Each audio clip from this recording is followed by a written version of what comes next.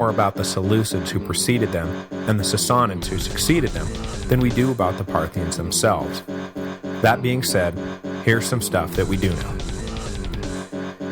The largest empire in the history of the ancient world had been the old Persian Empire, or, more properly, the Achaemenid Empire, founded in 550 BC, and which, at its height, controlled all the territory between India and the Ionian Sea.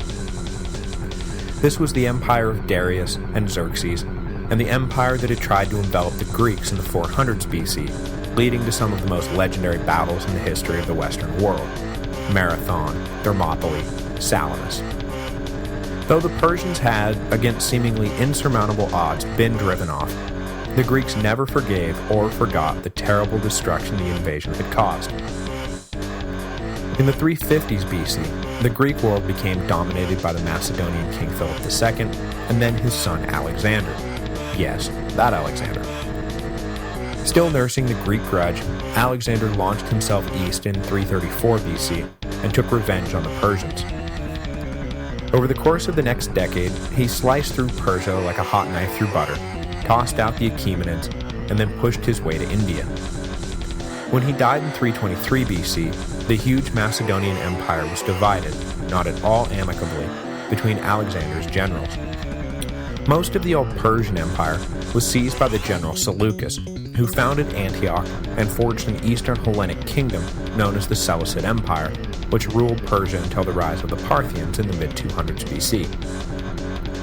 The Parthians took their name from the northeastern satrapy of the Seleucid Empire from which they arose. In or around 247 BC, a Central Asian nomadic tribe called the Parni invaded and took control of Parthia, which was already in revolt against Seleucid domination. The Seleucids at this point were caught up in a war with Ptolemaic Egypt, and the Parni tribe were able to cement their power over Parthia unopposed. When things in the west settled down, the Seleucid king was able to turn east and attempted to reassert control over his lost satrapy, but by then it was too late. A peace settlement left the rising northeastern power nominally a client kingdom, but a highly independent one. From the 160s to the 140s, though, an ambitious Parthian king named Mithridates I of Parthia swept east, reaching, besieging, and conquering all of the territory up to and including Babylon. In 139 BC, Mithridates captured the Seleucid king Demetrius, effectively silencing Seleucid claim to anything east of the Euphrates. But the old Hellenic kingdom, now consisting only of Antioch and its surrounding territory, was left intact by the Parthians, who saw the territory as a convenient buffer zone between them and the rising Roman menace sweeping out of the west. This was basically where things stood, as Pompey led his legions around the bend into Syria during the Eastern campaign of the 60s BC. Confident in the might of Rome, Pompey had no compunctions about sharing a border with the now firmly established Parthian Empire, deposed the last Seleucid king, and turned Syria into a Roman province. For the next 300 or so years, the Romans and Parthians lived as sometimes hostile and sometimes peaceful neighbors. After the massive defeats of Crassus and Mark Antony, the Romans basically shelved the idea of expanding further east, and apart from their persistent attempts to gain the upper hand in Armenia, the Parthians never seriously contemplated further expansion west. The border between the two great powers was set at the Euphrates River, and each settled in to enjoying the fruits of their particular empires. For the Parthians, the fruits of their empire were primarily harvested along the Silk Road. As I mentioned last week, just as the Romans were rising in the west and the Parthians were rising in Central Asia, the Han were rising in the east, and the great overland trade route known as the Silk Road began to form. The entire west-central leg of the Silk Road, including any and all spurs, passed through Parthian territory, and as a result, most of the revenue coming into the central Parthian treasury was derived from the taxes they charged traders to get from here to there. With their highly decentralized governmental apparatus, which left most provinces relatively autonomous, the money coming in from the import and export duties was the one steady source of income for the central government, and as a result, the overriding political and economic imperative for the Parthians was maintaining their monopoly of the trade roads. Of course, This meant that one of the overriding political and economic imperatives of the Eastern Roman Empire was figuring out a way to crack that Parthian monopoly. And some have argued that this is exactly what was on Trajan's mind as he headed off to invade Mesopotamia in 115. That campaign, you'll recall, eventually found the Romans in control of Charax, a port along the Persian Gulf, which, had the Romans kept it, could have been one of the keys to breaking the Parthian monopoly. But Hadrian surmised that the benefits far outweighed the costs and retreated back to the Mediterranean. Some argued then, and argue today, that Hadrian should have shown stiffer resolve. But others point out that the Parthians had been caught up in one of their frequent dynastic struggles during Trajan's campaign, and once their internal disputes were settled, that the Romans would have found the Parthians themselves showing much stiffer resolve than Trajan had encountered. When Parthia was politically fractured, as it frequently was because of their decentralized structure, it could be steamrolled easily. But united, it had obliterated some. In 161, the Parthians were once again united under the rule of Vologases IV, who had watched the Romans under Hadrian and then Antoninus undertake no meaningful military operations for decades. The Eastern legions, by the Parthian king's estimation, had gotten fat and complacent after nearly 40 years of inactivity. Emboldened by his own reunification of the eastern and western halves of the Parthian Empire, Vologases revived the ages-old Parthian dream of controlling Armenia. Perhaps it was time to test whether or not the legendary Roman invincibility, which had often met its match in the Parthians anyway, was still a living fact, or whether it was now simply a myth for the ages. And with the elevation of two military novices to the Roman throne, the iron was never going to be hotter. Next week, the Parthians will strike, and Rome will quickly find itself embroiled in its first major foreign war in 2 generations. Following the pattern of so many Roman wars, things will go from bad to worse at the outset of the conflict, at which point the Romans will rally to victory and prove once again that while messing with Rome always seems like a good idea, it never ever pays. At least not yet.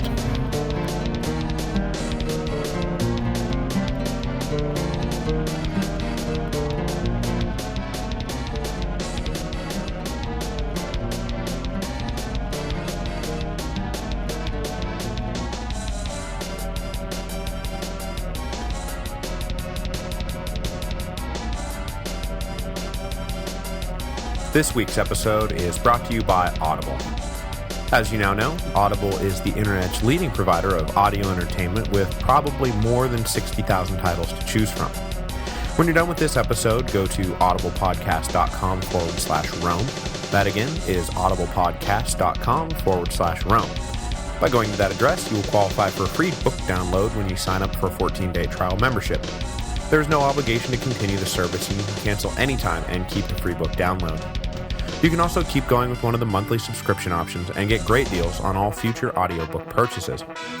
This week, I noticed that Cleopatra and Antony, Power, Love, and Politics in the Ancient World by Diana Preston has been added to the library. I haven't listened to it myself, but hey, who doesn't like reading about Antony and Cleopatra? Just remember to go to audiblepodcast.com/Rome so that they know who sent you.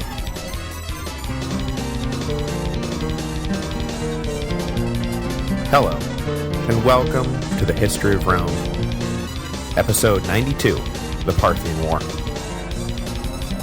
When Marcus and Lucius became co-emperors in 161, the borders of the Roman Empire had been quiet for more than 40 years.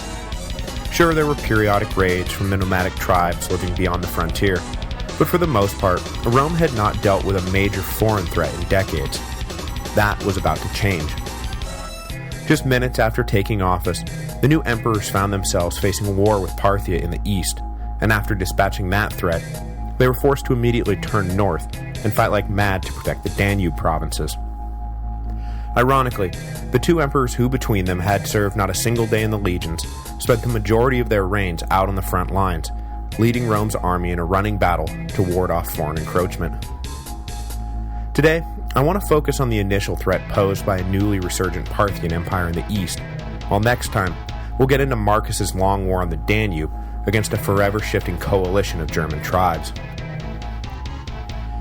In the years after Trajan's invasion of Mesopotamia in 115, the Parthians had been divided internally, and had neither the time, the resources, nor the ambition to make trouble for Rome. But in the late 140s, a Parthian claimant to the throne named Vologases IV succeeded in reuniting what had become two distinct eastern and western halves of his empire. Riding high from this domestic victory, Vologases began casting his ambition into deeper waters. In the early 150s, he reasserted control over Charax, the Persian Gulf city I mentioned last week that had been enjoying independence since the withdrawal of the Romans in 118. Taking back the small kingdom without difficulty, or a peep from Roman diplomats, emboldened Vologases to tread still further afar. And this is how Armenia, once again, became the cause of conflict between the two great empires. In the mid to late 150s, Vologases began making noise that he was unhappy with the political status quo along the border, which of course gave fit to the patron saint of the status quo, Antoninus Pius. It is reported that as he lay dying, Antoninus' final thoughts were consumed by the treachery of various foreign kings who he felt had wronged him over the years, and that he railed against Vologases in particular for making deceitful trouble where no deceitful trouble ought to be made. What in particular the dying emperor was referring to is unknown, but the swift invasion of Armenia the Parthian king led following Antoninus' death leaves little doubt that the emperor was not just ranting deliriously. Vologases was clearly aiming to reshape the border between Rome and Parthia. Whether he always intended a military confrontation is unknown, but as I said at the close of last week's episode, the rise of two men without a gladius to their name seems to have tipped the scales in favor of taking by force what could not be peacefully agreed to. Up to this point, Vologases' life and career had been one of continuous success, and there was no reason for him to think that this new campaign would be any different. And at the outset of the war, events seemed to give the Parthian king still less to pause over. Rome blundered its way from defeat to defeat, its leaders weak and its legions soft. Probably unsure of what his prodding would provoke, Vologases had to have been thrilled at the anemic Roman response. Crazy as it sounds, as the rate things were going, it was not entirely out of the question that the Parthians might just be able to snatch the entire eastern Mediterranean coast. In the summer of 161, Vologases led an army into Armenia, deposed the Roman-approved king, and appointed one of his own countrymen monarch. The legions in the east did not need to wait for instructions from the emperor to begin making preparations for war. The governor of Cappadocia, in this case Marcus Sedatius Severianus, was the Roman official tasked with keeping watch over Armenia, and, you'll recall from our tour of the empire, he had two legions to help him neutralize any threat. Overall strategic command of the eastern legions, though, fell to the governor of Syria, in this case Lucius Attidius Cornelianus. Both men had been at their respective posts for years, and were kept on by Marcus following the death of Antoninus to ensure the stability of the east would not be disrupted while he and Lucius settled into power. But whatever their experience and qualifications, both men proved unequal to the task at hand. Severianus, on the front lines in Cappadocia, witnessed the southern Parthian invasion and immediately huddled with his advisors to plan the initial Roman response. Unfortunately, the Cappadocian governor had lately come under the influence of an infamous mystical charlatan named Alexander. Not that this was a totally crazy thing to have had happen. Alexander had by this point fashioned himself into a rich and famous oracle who spoke divine prophecies on behalf of a python named Glykon, who Alexander